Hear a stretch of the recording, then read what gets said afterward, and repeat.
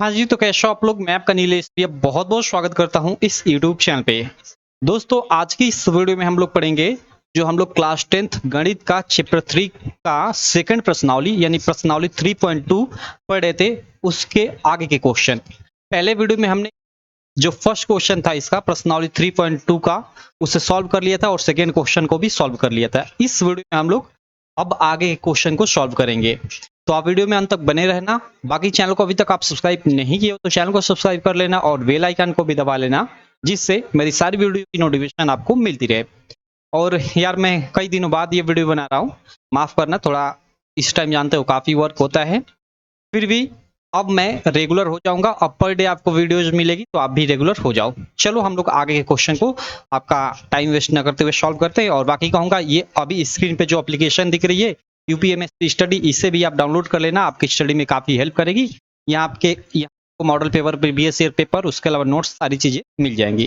ठीक है, चलो यहाँ पे देखो, हम लोग का जो थर्ड क्वेश्चन है प्रश्नावली 3.2 का, उसमें क्वेश्चन में क्या बोल रहा है आप स्क्रीन पे भी देख सकते हो। बाकी अपनी एनसीईआरटी की बुक भी ओपन कर सकते हो जो न्यू है, ठीक है, सेशन 2023-24 के लिए। पुरानी बुक खोलोगे तो यहाँ कुछ अलग ही सवाल मिलेगा, ठीक, क्योंकि आप सब लोग जानते हो कि नई एनसीईआरटी बुक लग रही है इस सेशन के लिए आप लोगों का, हर सब्जेक्ट का। चलो प्रश्न क्या है मैं पढ़ देता हूं कि निम्न समस्याओं में रैखिक समीकरण युग्म बनाइए, ओके, और उनके हल प्रतिस्थापन विधि द्वारा ज्ञात कीजिए। और यहाँ फर्स्ट प्रश्न दिया है और इसी तरह कर सेकेंड, थर्ड, फोर्थ, इसी तरह मतलब 6 प्रश्न दिए हुए हैं।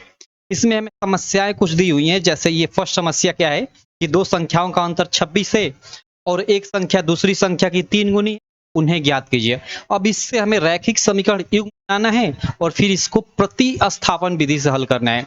प्रतिस्थापन विधि से समीकरण को हल करना हमने पीछे सीख चुका है, तो अगर आप पीछे के वीडियो नहीं देखे हो तो देख लेना, उसके बाद इस वीडियो को देखना। तो चलो इस समस्या को हल करते हैं, रैखिक समीकरण युग्म बनाते हैं और फिर इसको हम लोग प्रतिस्थापन विधि से हल करते हैं।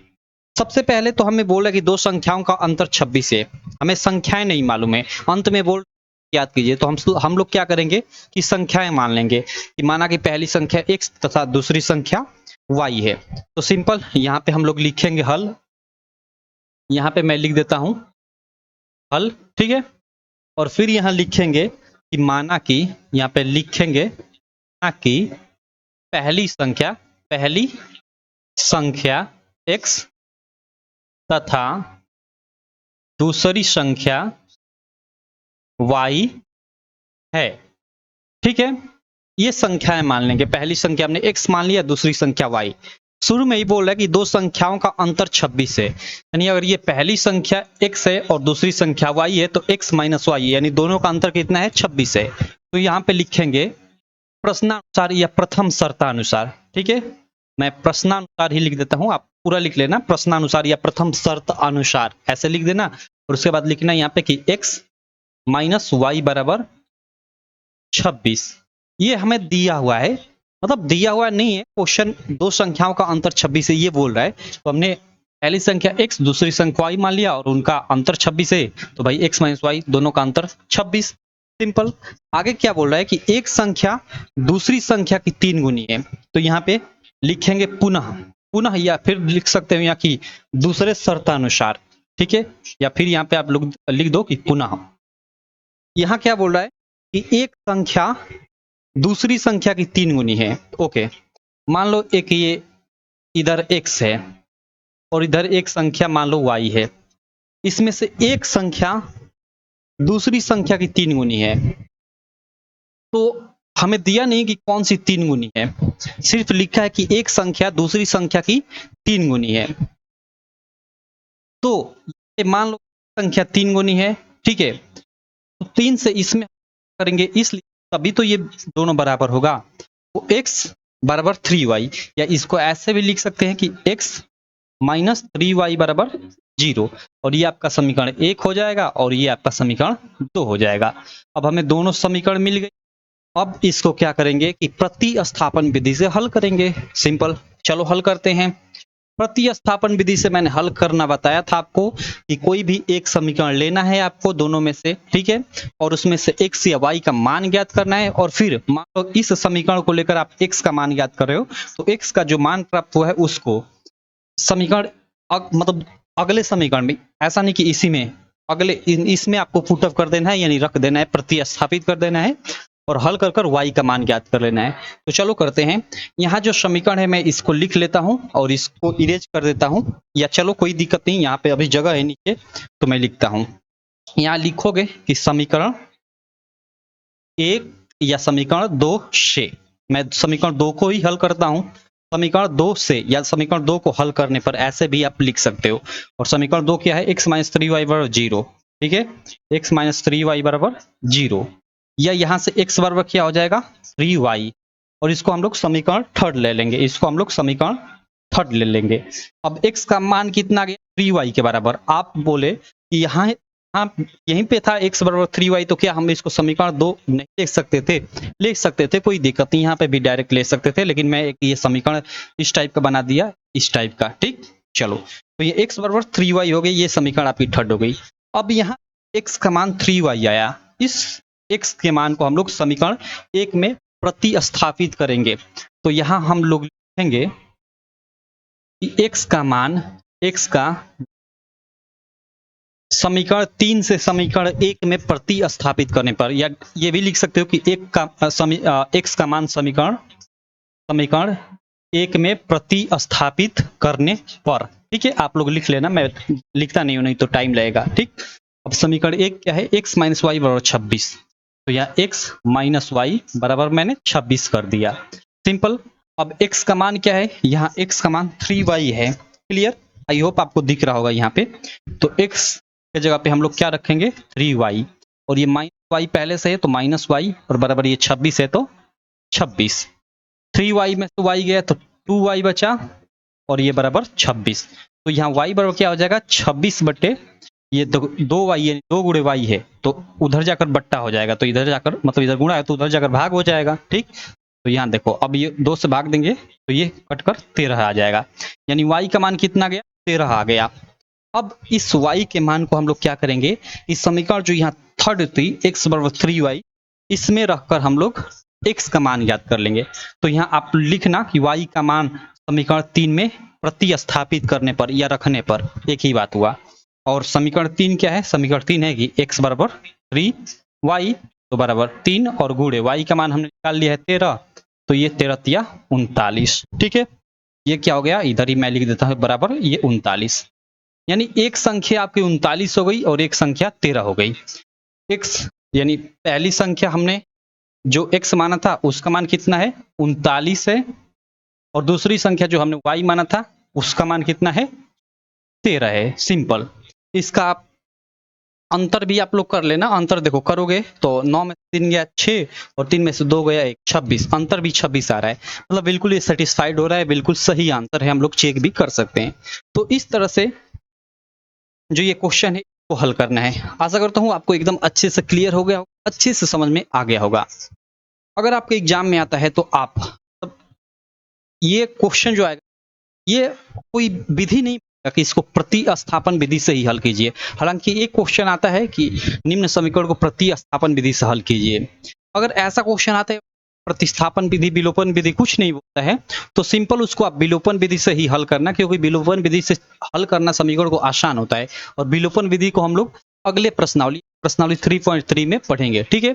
अभी हम लोग ये प्रतिस्थापन विधि ही पढ़ते हैं, जैसे हम यहाँ पे मतलब प्रतिस्थापित एक दूसरे में कर रहे हैं, और विलोपन विधि यानी जिसको हम लोग इलिमिनेशन मेथड बोलते हैं उसमें कट करते हैं, जैसे दो समीकरण हो गई तो x x को हमने कट कर दिया या y y को कट कर दिया, आप जानते होंगे इसके बारे में, उसको विलोपन विधि बोलते हैं, ठीक। चलो अब इन चीजों को मैं कर लेता हूँ और फिर नेक्स्ट क्वेश्चन को हम लोग सॉल्व करते हैं। चलो भाई बताना आपको मेरे ये सॉल्व कराने का जो सवाल है, सॉरी मेथड है, वो कैसा लगा। बाकी यार थोड़ा ये बोर्ड है, व्हाइट बोर्ड है, तो दिक्कत तो ये करेगा बार बार लिखना मिटाना, चलो कोई दिक्कत नहीं, आगे चलकर मैं भी देखूंगा डिजिटल बोर्ड ले लूंगा, अभी पैसे की कमी है भाई। चलो अगले क्वेश्चन पे चलते हैं।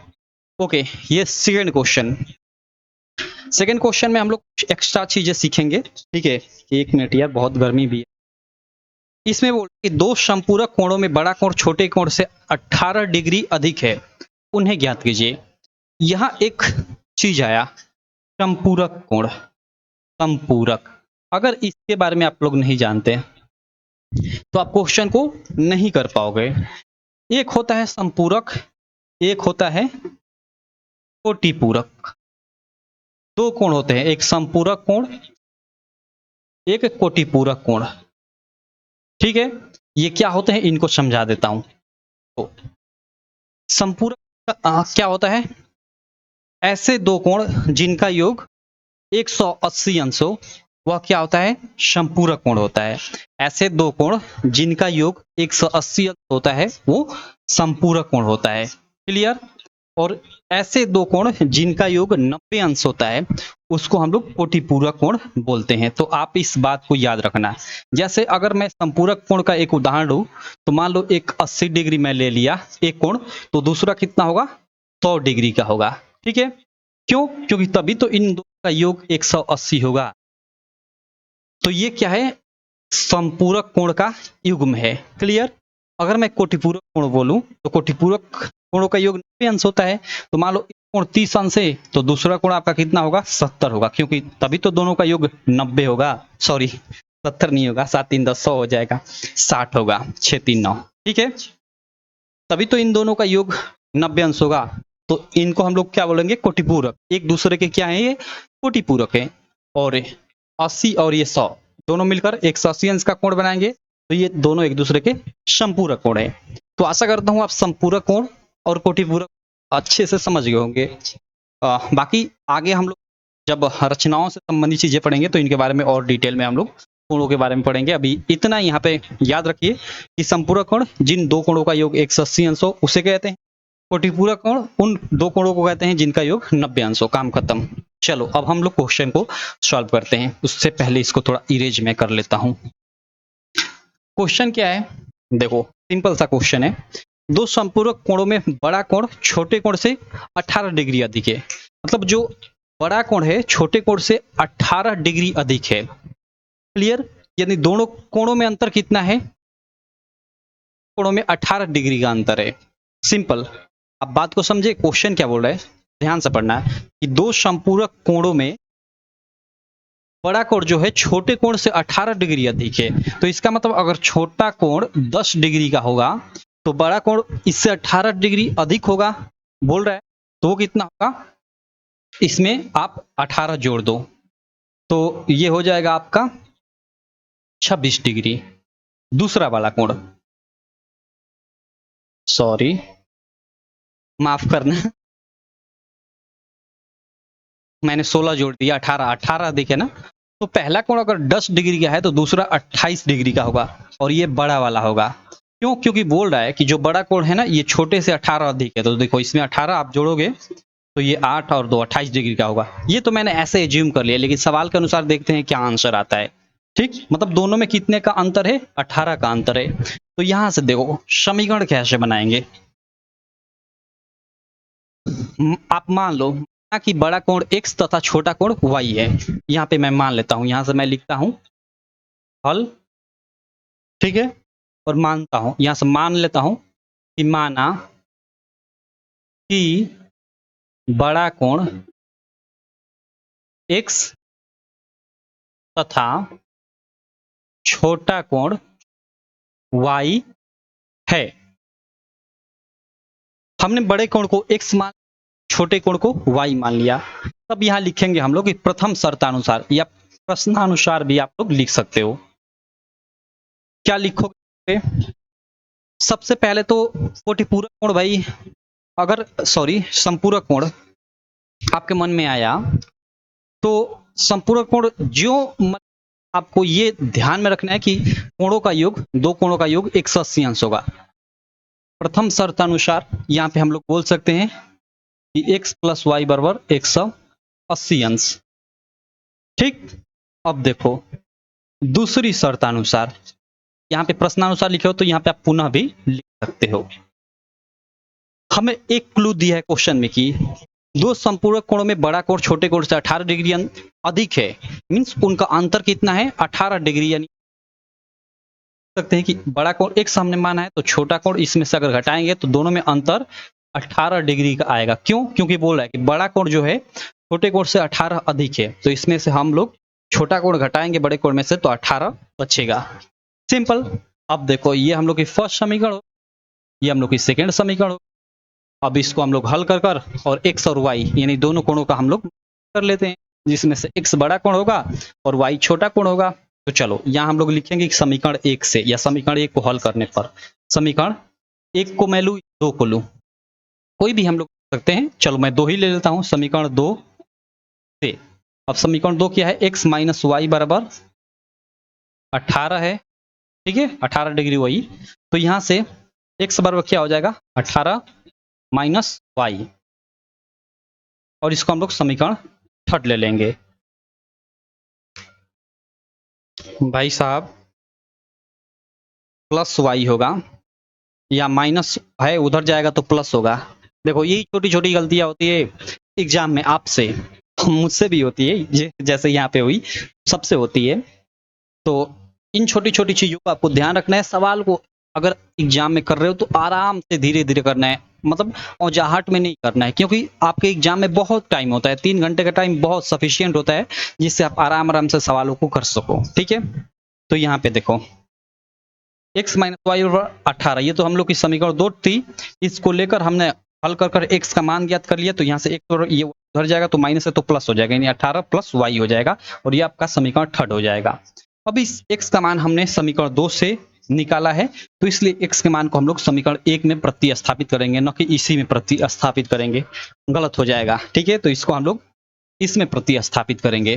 अगर हमने समीकरण 1 को हल कर कर x का मान निकाले होते यहाँ पे, तो उसको हम लोग इसमें प्रतिस्थापित करते हैं। ये मैंने प्रतिस्थापन विधि से समीकरणों को हल करना पहले बता चुका है, तो इसलिए इस पे ज्यादा मैं फोकस नहीं करता हूँ। ठीक है, अब चलो यहां से मैं आ जाता हूं। अब देखो x का ये मान हम निकाल लिया। अब हम लोग क्या करेंगे, यहाँ पे लिखेंगे कि x का मान समीकरण 1 में प्रतिस्थापित करने पर, समीकरण 1 में प्रतिस्थापित करने पर आप लोग आगे लिख लेना। और यहाँ पे मैं प्रतिस्थापित करता हूँ। समीकरण 1 क्या है, x प्लस वाई बराबर 180 डिग्री, 180 अंश। x का मान हमने निकाल लिया यहाँ पे 18 प्लस वाई, तो यहाँ पे 18 डिग्री और प्लस ये y बराबर 180 अंश। ठीक है, या y बराबर क्या हो जाएगा 180 अंश, और ये 18 उधर जाएगा तो माइनस हो जाएगा, माइनस 18। तो ये y बराबर, माफ करना यार, देखो यहाँ पे मैं इसको थोड़ा इरेज कर लेता हूँ। हम लोग का x का मान क्या है 18 प्लस वाई, मतलब 18 डिग्री प्लस y। ठीक है, और ये y पहले से ही है तो प्लस ये y, और बराबर ये 180 है तो बराबर 180। क्लियर। अब देखो ये 18 प्लस ये y मिलकर 2y हो गया, और बराबर 180। अब 2y बराबर क्या हो जाएगा 180 माइनस ये 18 उधर जाएगा तो घट जाएगा। ठीक है, क्योंकि इधर प्लस आएगा, कुछ चिन्ह नहीं है, इसका मतलब प्लस का चिन्ह है तो घट जाएगा। तो यहाँ से y बराबर क्या हो जाएगा, अब देखो 2 गुणे y है तो उधर से घटाते हैं 18 को, और भी 2 को उधर ले जाएंगे तो बट्टा में हो जाएगा, यानी भाग हो जाएगा। तो यहाँ 10 में 60 गया 2, और यहाँ 7 बचा, 7 में से 1 गया 6, और ये 1 का 1, 162 बचेगा, और बटे ये 2 उधर जाकर मतलब बट्टा में आ जाएगा, क्योंकि इधर गुणा है तो उधर बट्टा, यानी वही भाग में आ जाएगा। 2 से अब यहाँ पे हम लोग भाग देंगे, तो 2 8 16 और 2 1 2, 81 डिग्री, यानी y का मान 81 अंश आ गया। और y क्या था, छोटा कोण था, तो छोटे कोण का मान हमें 81 डिग्री प्राप्त हुआ। अब बड़े हम लोग कोण का मान ज्ञात करते हैं, यानी x का मान ज्ञात करते हैं। अब तो हम लोग क्या करेंगे कि का मान आया है 81 अंश या 81 डिग्री जिसको आप बोल सकते हो, इसका हम लोग मान समीकरण थर्ड में प्रतिस्थापित करेंगे। ठीक है, तो यहाँ पे आप लोग लिख देना कि y का मान समीकरण 3 में प्रतिस्थापित करने पर, और समीकरण 3 क्या है x बराबर 18 प्लस वाई, तो 18 और प्लस y के जगह पे आप लोग 81 अंश रख देना, तो 18 और प्लस 81, तो ये बराबर आपका 8 एक 9 99 अंश हो जाएगा। तो ये 81 हुआ, ये 99 हुआ। यानी बड़ा वाला कोण जो हुआ ये एक्स कितना हुआ, 90 डिग्री का होगा, और छोटा वाला कोण जो होगा 81 डिग्री यानी 81 अंश का होगा। इसमें इन दोनों को जोड़े तो देखो 9 एक 10 और 8 8 16 17 18 180 अंश हो जा रहा है। दोनों को आप लोग जोड़ोगे तो इसका मतलब दो संपूरक कोणों का योग 180 अंश होता है। ये तो ये भी आपका सही। और देखो इन दोनों में आप अगर आप घटाओगे तो कितने का अंतर आएगा। देखो 9 में से एक गया 8 और फिर इस 9 में से 8 गया एक 18 अंश, और दोनों में अंतर कितने का था 18 अंश यानी 18 डिग्री का, तो वो भी आ गया। यानी यहाँ पे हमने आंसर भी बिल्कुल क्लियर कर लिया कि ये मतलब सही आया है, हमने प्रूव्ड भी कर दिया। ठीक है, तो ऐसे इस क्वेश्चन को आपको हल करना है। तो ये क्वेश्चन नंबर 2 था। ये क्वेश्चन शायद आपके एग्जाम में आ चुका है पहले, मुझे पता नहीं कब आया है लेकिन आ चुका है। तो चलो कोई दिक्कत नहीं है, आप अच्छे से इसको अब अगर एग्जाम में आता है तो कर लोगे, या इस पे कुछ अलग बदल देता है, जैसे अंतर 18 डिग्री की है, अंतर आपको कहीं 20 डिग्री 40 डिग्री कर दे तो भी आप कर लोगे, क्योंकि आप तरीका जान गए हो। ठीक है, चलो इसको मैं इरेज करता हूं और अगले क्वेश्चन को हम लोग सॉल्व करते हैं। 1 मिनट। चलो भाई साहब, यही स्मार्ट बोर्ड होता है तो यार ये टाइम कम लगता, मिटाने उटाने की कोई जरूरत ना होती, फटाक फटाक सवाल को हम लोग सॉल्व करते हैं। चलो चलो कोई दिक्कत नहीं, क्या कर सकते हैं। चलो अगले क्वेश्चन पे चलते हैं। अगला 3rd नंबर। ओके, तीसरा क्वेश्चन। क्वेश्चन क्या है आप स्क्रीन पे देख सकते हो, बाकी आप अपनी बुक भी मैंने जैसा बोला सामने ओपन कर लेना। क्वेश्चन बोल रहा है कि एक क्रिकेट टीम के कोच ने 7 बल्ले और 6 गेंदे 3800 यानी वही 3800 में खरीदी। ठीक है, यानी 7 बल्ले और 6 गेंदे उसने 3800 रुपए में खरीदी। बाद में उसने फिर मतलब एक बार खरीदा और फिर एक बार बाद में उसने 3 बल्ले और 5 गेंदे 1750 रुपए में खरीदी। एक बल्ले, प्रत्येक मीन्स एक एक एक, प्रत्येक मीन्स एक एक, यानी प्रत्येक बल्ले और प्रत्येक गेंद का मूल्य ज्ञात कीजिए। यानी हमें एक बल्ले और एक गेंद का मूल्य ज्ञात करना है। चलो कोई दिक्कत नहीं, हम लोग मान लेंगे कि एक बल्ले का मूल्य x रुपए है तथा एक गेंद का मूल्य y रुपए है। बल्ला मीन समझ रहे हो ना, बैट। ठीक है, बल्ला मीन बैट, जिससे भाई विराट ऐसे आईपीएल में मारता है चौके। ठीक है, चलो तो यहाँ पे हम लोग लिखते हैं यहाँ पे हल, और सबसे पहले हमें अंत में क्वेश्चन में बोला प्रत्येक बल्ले और प्रत्येक गेंद का मूल्य ज्ञात कीजिए। प्रत्येक मीन्स एक एक। ओके, इसको थोड़ा मैं नीचे लिख लेता हूं, हल। तो यहाँ पे हम लोग मान लेंगे एक मीन्स फिर बोल रहा हूं एक, तो यहाँ पे मैं मानता हूं कि माना कि एक बल्ले का मूल्य, बल्ले बल्ले मीन्स समझ रहे हो ना, बैट, बैट की बात की जा रही है। तो एक कि एक बल्ले का मूल्य x रुपए, ठीक है, तथा एक गेंद का मूल्य y रुपए है। ओके, ये आप मान लेना। मैंने क्या लिखा है इसको पढ़ देता हूं, शायद आपको अच्छे से दिख नहीं रहा होगा। माना कि एक बल्ले का मूल्य x रुपए तथा एक गेंद का मूल्य y रुपए है। ठीक है, अब देखो प्रथम शर्तानुसार, उसके बाद यहां लिखोगे प्रथम शर्तानुसार या प्रश्नानुसार, कुछ भी लिख सकते हो। ठीक है, प्रथम शर्तानुसार क्या हमें क्वेश्चन में बोल रहा है कि एक क्रिकेट के कोच ने 7 बल्ले और 6 गेंदे 3800 रुपए में खरीदी। ओके, 7 बल्ले खरीदा और प्रत्येक बल्ले का मूल्य कितना है, x रुपए है। तो 7 गुणे x कर देंगे तो 7 बल्लों का हमें मूल्य मिल जाएगा। तो 7 गुणे x करेंगे तो 7x हो जाएगा। ठीक है, और प्लस कितनी गेंदें खरीदी, 6 गेंदें खरीदी। ठीक है, 6 गेंदें खरीदी और प्रत्येक गेंद का मूल्य पे है, तो इसमें y से 6 गुणे y तो वो 6y हो जाएगा। तो इस प्रकार ये दोनों मिलकर हम लोग का क्या हो जाएगा, मतलब 7 बल्ले और 6 गेंदों का मूल्य हो जाएगा। ठीक है, और इन दोनों का मूल्य हमें दे रखा है कि वो कितना है, 3800 रुपए है। तो ये बराबर हम लोग कर लेंगे 3800 रुपए। आशा करता हूं आपको ये, और इसी को हम लोग समीकरण 1 मान लेंगे। आशा करता हूँ ये आपको अच्छे से समझ में आया होगा। एक बार मैं और समझा देता हूँ। हमने मान लिया कि एक बल्ले यानी वही बैट का मूल्य 1 रुपए है और एक गेंद का मूल्य y रुपए है। तो बोल रहा है कि 7 बल्ले और 6 गेंदों का मतलब उसने खरीदा कितने में, 3800 में। तो 7 हम लोग का बैट हो गया यानी बल्ला हो गया, और प्रत्येक बल्ले का मूल्य 1 रुपए है, तो एक एक से गुणा कर देंगे तो हम लोग का ये बैट का पूरा 7 बैट यानी बल्ले का मूल्य निकल जाएगा।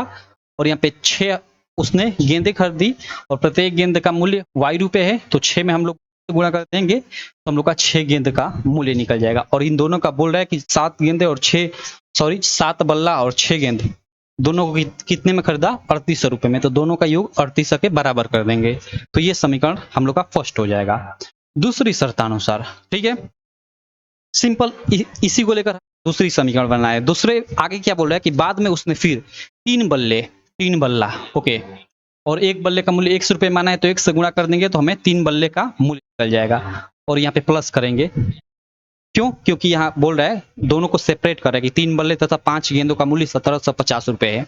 ठीक, तो यहाँ पे 5 गेंदे, तो यहाँ 5 गेंदे और प्रत्येक गेंद का मूल्य है, तो 5 गेंदों का मूल्य निकल गया। तो 3 बल्ले और 5 गेंदों का मूल्य हमें निकल गया, और ये दिया है हमें पहले से ही कितना, 1750 रुपए क्वेश्चन में। ठीक है, तो 1700 हम लोग 50 कर देंगे, ये हम लोग की समीकरण 2 हो जाएगी। बस ये समीकरण 1 और ये समीकरण 2। अब इनको सॉल्व करना है, और सॉल्व कर करके क्या करना है कि आंसर निकालना है। ठीक है, मैंने ये समीकरण बना दिया। ये समीकरण थोड़ा मतलब इसमें ज्यादा कैलकुलेशन है, टाइम लगेगा, तो इसको मैं आप पे छोड़ता हूँ। ठीक है, आप इसको करना कैसे करना है मैं आपको समझा देता हूँ। सबसे पहले आपको क्या करना है, या समीकरण 1 या समीकरण 2 लेना है। मान लो आप समीकरण 2 ले रहे हो, तो लिखोगे समीकरण 2 से, और समीकरण 2 को हल करना है। समीकरण 2 जैसे 3x प्लस 5y बराबर 1750 रुपए है, तो यहाँ से x बराबर क्या हो जाएगा, x का मान लो आप मान निकालो, तो x बराबर क्या हो जाएगा 1750, ये 5y क्या होगा कि उधर जाएगा तो -5y हो जाएगा। ठीक है, और 3 ये इधर गुणा है तो इधर आकर बट्टे में हो जाएगा, यानी x का मान क्या होगा है 1750 में 5y बट्टे में 3, ये मान हो गया। अब इस x का मान आप लोग क्या करोगे कि चूंकि समीकरण 2 से x का मान निकाले हो, तो x के मान को समीकरण 1 में प्रतिस्थापित यानी यहाँ पे रखोगे, और रखकर पूरे समीकरण को हल करोगे, तो आपका y का मान y यानी एक गेंद का मूल्य एक्चुअल जो है निकल कर आ जाएगा। और फिर उस y के मान को इस समीकरण, इसको आप समीकरण 3 मान लेना, और इसमें रखोगे तो फिर x का मान निकल जाएगा, और x क्या है, एक गेंद का मूल्य। तो इस प्रकार आप एक गेंद का और एक बल्ले का यानी बैट का मूल्य निकाल लोगे, सिंपल। ठीक है, थोड़ा कैलकुलेशन होगा, आप करना। ठीक है, अगर कहीं गलती होता है तो आप अच्छे से देखना, कैलकुलेशन में कहीं गलती होगी, बाकी मैं जानता हूँ। अगर आप अभी तक अच्छे से पीछे से मेरा वीडियो पढ़ते आ रहे हो तो आसानी से ये कर लोगे। बाकी मैं तरीका आपको बता दिया, समीकरण आपको मेन देखो ऐसे सवालों में ना समीकरण बनाना होता है। अगर आपने समीकरण बना लिया तो क्वेश्चन को मान लो आपने सॉल्व कर लिया।